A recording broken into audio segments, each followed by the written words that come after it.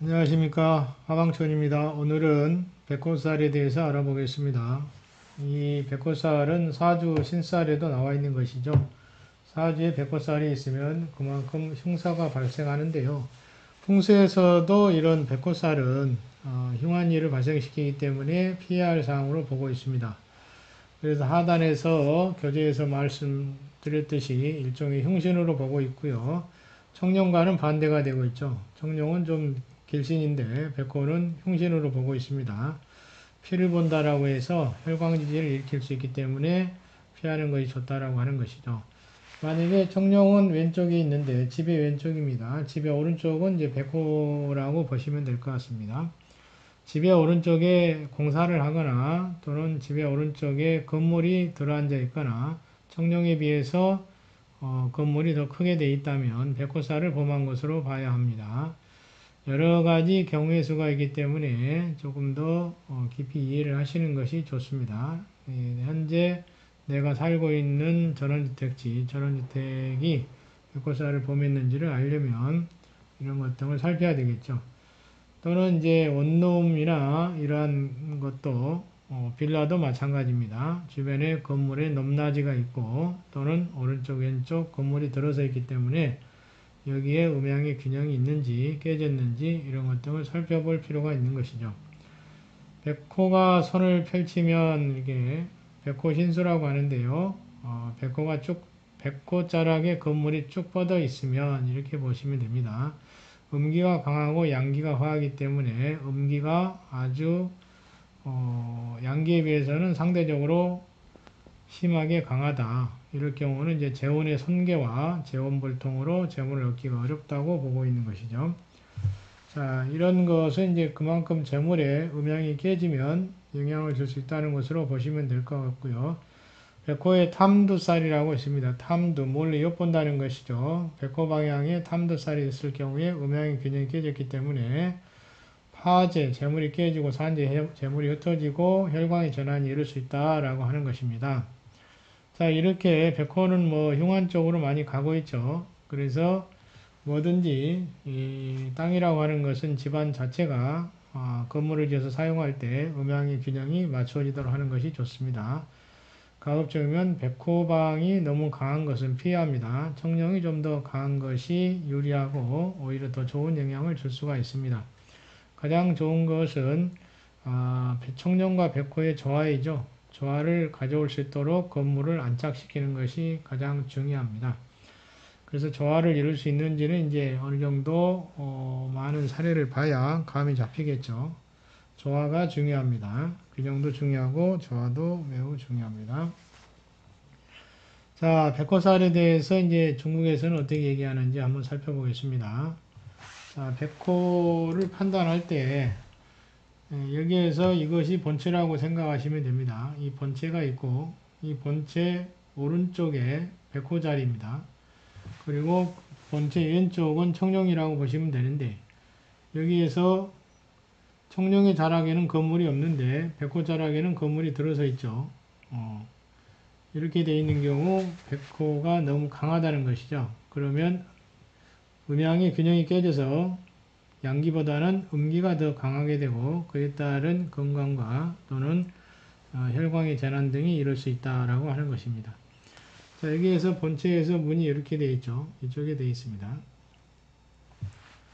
자, 그 다음에 다른 하나를 더 볼까요?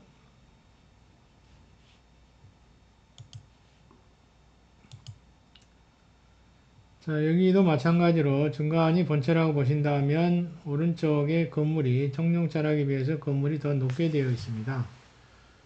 잘 보시면은 이게 오른쪽이고요. 오른쪽. 그 다음에 이게 왼쪽입니다. 그러면 이쪽이 더 훨씬 더 건물이 크죠. 이렇게 되어 있는 것이죠. 그래서 이런 경우는 이제 청룡이 상대적으로 약하기 때문에 백호의 흉한 살기가 오히려 청룡을 압박하게 됩니다. 자, 이런 경우는 상당히 실제 도시에서 많이 보이고 있습니다. 이걸 보시면 더 알 수 있겠죠. 높낮이도 중요한데요. 본체가 가운데 있고요. 본체가 가운데 있습니다. 그리고 옆에 오른쪽에 백호가 있죠. 백호가 있고 왼쪽에는 청룡이 있습니다. 그런데 백호 자락이 훨씬 더 높죠. 이렇게 되어 있는 경우 백호의 음기가 더 강해진 상태에 있는 것이죠. 이런 경우는 이제 살기를 범했다라고 보는 것입니다. 자, 다른 것도 한번 보겠습니다. 자, 이런 경우도 백호살을 범한 것인데요. 번체가 있고요. 번체가 이걸 번체로 보시면 됩니다. 번체. 그리고 백호 신수라고 되어 있죠. 백호 자락이 길게 쭉 뻗어 있는 것을 백호 신수라고 합니다. 그리고 또 백호 태두라고 되어 있는데 백호 자락이 청룡 자락에 비해서 이 높이가 높은 것을 의미합니다. 높은 거. 이렇게 높게 형성이 되어 있으면 그만큼 백호의 살기가 더 커지는 것입니다. 둘 다 백호 신수, 길게 뻗어 있거나 그래서 백호 신수는 이렇게 뻗어 있는 것이고요. 백호 태도는 위로 올라가면서 이렇게 되어 있는 것입니다. 이런 경우는 백호의 살기가 더욱 강해지는 역할을 하고 있는 것이죠. 자, 그러면 어찌됐든 청룡자락은 아예 보이지가 않습니다. 이렇게 청룡자락이 약하게 되어 있는 경우를 말하고요. 특히 이제 남자한테는 더욱 불리할 수가 있겠죠. 자, 그 다음에 이 그림에서는 본체가 있으면 본체의 오른쪽에 앞쪽에 보시면은 이제 문이 하나 있습니다. 이 문. 이 백호 방향에서 문구가 열려 있기 때문에 이것도 영향을 받게 되어 있습니다. 그리고 백호 자락에 건물이 높게 지어져 있죠.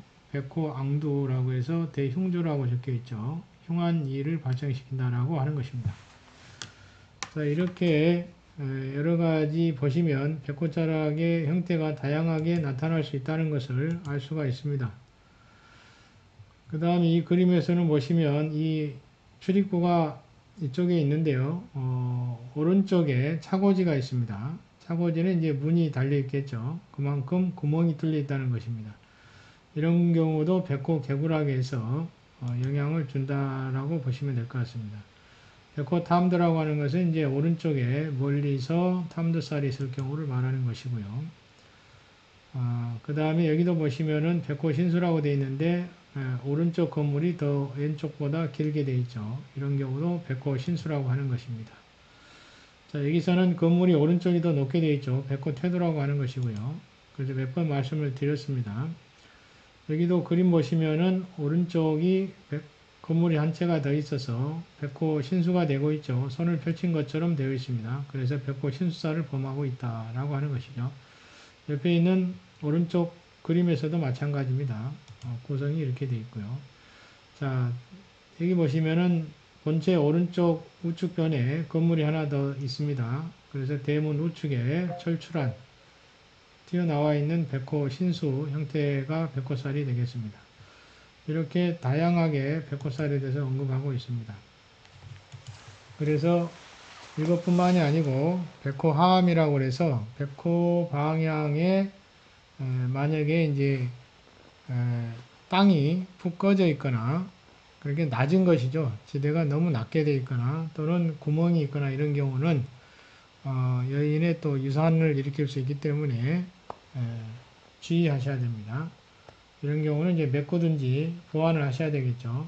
그래서 백호 방향이 어떠한 상태인지를 좀 이해하시면 이러한 것을 대비할 수도 있고 이 건물을 고를 때 백호살이 없는 곳을 선택해서 갈 수도 있을 것입니다. 이렇게 이제 백호살이 영향을 주기 때문에 가급적이면 백호살보다는 청룡의 길한 기운을 받을 수 있도록 청룡자락이 강한 쪽으로 건물을 선택하시는 것이 유리하고요. 만약에 전원주택을 짓는다면 백호보다는 청룡자락을 좀 더 살려서 건물을 짓는 것이 훨씬 더 유리할 것입니다. 그래도 뭐니뭐니도 마지막은 조화입니다. 백호와 청룡이 일정한 조화를 이루면 남녀 모두 귀하고 좋은 일들이 많이 발생할 수 있는 것이죠. 무조건 나쁜 것만은 아니기 때문에 다 흉살이라고 해서 또 살기만 있는 것은 아닙니다. 좋은 일도 해주는 면이 있기 때문에 장단점을 잘 가려서 적당하게 조화를 이룰 수 있도록 꾸민다면 집안에 가족들에게는 또 귀한 또는 좋은 일들이 많이 발생할 수 있는 것입니다. 자, 백호살은 이해를 하셨겠죠? 사주에서는 상당히 흉한 살인데요. 풍수에서도 상당히 심하면 이제 죽음까지 갈 수 있다라고 해서 상당히 겁을 주고 있는데 이렇게 심하게 영향을 줄 수가 있습니다. 이런 백호살의 영향으로 새집을 짓고 나서 헌집의 백호살 때문에 문제가 발생하는 경우가 있었습니다. 백호살에 건물이 헌집이 있었는데 9억이죠.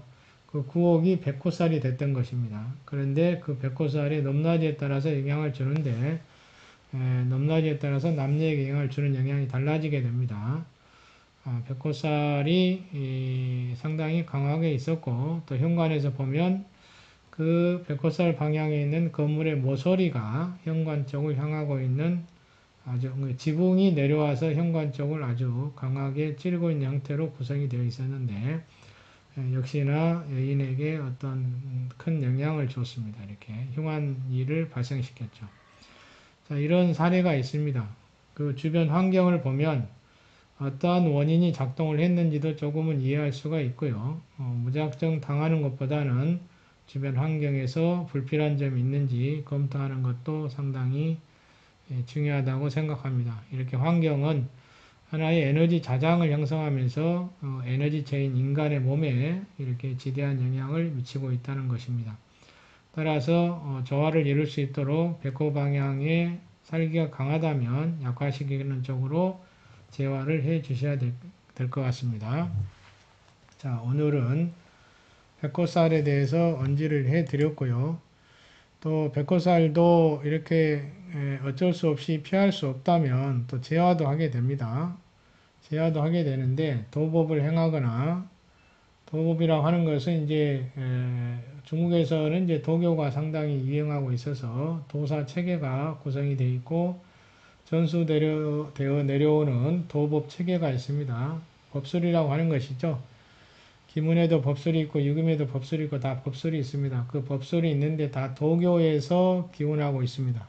이러한 법술이 상당히 중국에서는 이제 횡행하고 있고요. 이러한 살기를 제어하기 위해서 도법을 실행하기도 합니다. 또 하나는 풍수용품을 통해서 재화를 유도하기도 하죠. 가장 많이 설치하고 있는 것이 이제 기린을 많이 설치하고 있고요. 두 번째로는 이제 산해진을 또 설치하고도 있습니다. 가장 중요한 것은 뭐 기가 세면 그만큼 약화시키는 쪽으로 작업을 해야 될 것 같습니다.